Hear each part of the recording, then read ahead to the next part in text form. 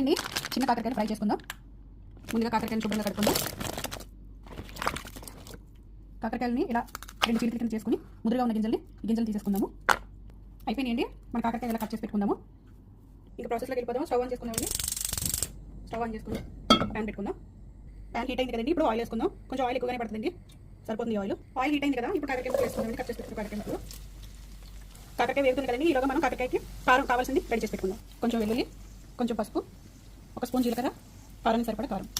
ఇప్పుడు బరగ్గా మిక్సీ పట్టుకుందాం. ఇప్పుడు మిక్సీ పట్టుకున్నాం కదండి. ఇప్పుడు ఇందులోనే కొంచెం కరివేపాకు కూడా వేసి ఒకసారి మిక్సీ పడదాం. కరివేపాకు వేసుకుంటే కొంచెం ఫ్లేవర్ బాగుంటుందండి. అయిపోయిందండి. ఈ మాత్రం పెట్టుకుంటే సరిపోతుంది, మరీ మెత్తగా అవుతుంది, ఇలా బరకగా ఉండాలి. మన కాకరకాయ కూడా వేగుతుందండి, ఇంకా బాగా వేగాలి. ఇప్పుడు సాల్ట్ వేసుకుందాం. కొంచెం కరివేపాకు. ఈ కాకరకాయని ఏమంటారో ఒకసారి కామెంట్ చేయండి. ఈ కాకరకాయ పేరు నాకు కూడా పెద్దగా తెలియదు. అసలు నూనెలో వేగుతుంటే ఎంత మంచి వాసన వస్తుందండి, చాలా బాగా వస్తుంది. కొంచెం కరివేపాకు కూడా వేసాం కదా ఇందులో. మనం మిక్సీ ఆల్రెడీ పెట్టుకున్న దాంట్లో కూడా కరివేపాకు వేసుకున్నాం. కరివేపాకు మంచిది కాబట్టి కొంచెం ఎక్కువ వేసుకున్నా పర్వాలేదండి. ఇంకొంచెం వేగనిద్దాము. మూత పెట్టవసరం లేదండి, ఇలా వదిలేస్తే చక్కగా మగ్గిపోతుంది. మనం ఆల్రెడీ ఉప్పు వేసుకున్నాం కాబట్టి. ఈ కాకరకాయ ఫ్రై మీకు ఒక ఫ్రిడ్జ్లో పెట్టుకుంటే 1 రోజులైనా నిల్వ ఉంటుందండి. కొంచెం ఆయిల్లోనే మనం వేసుకున్నాం కాబట్టి కాకరకాయని. కాకరకాయలు బాగా వేగిపోయినాయి కదండి. ఇప్పుడు రెడీ చేసి పెట్టుకున్న ఈ కారం ఉంది కదా, వెల్లుల్లి కారం వేసేసుకుందాం.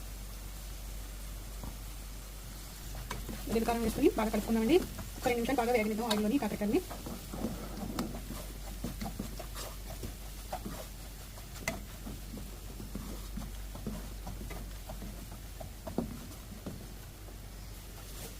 ఇప్పుడు ఈ స్టేజ్లోనే ఉప్పు సరిపోయిందో లేదో ఒకసారి చెక్ చేసుకుందామండి. మనం ఉప్పు సరిపోతే కొంచెం వేసుకోవచ్చు.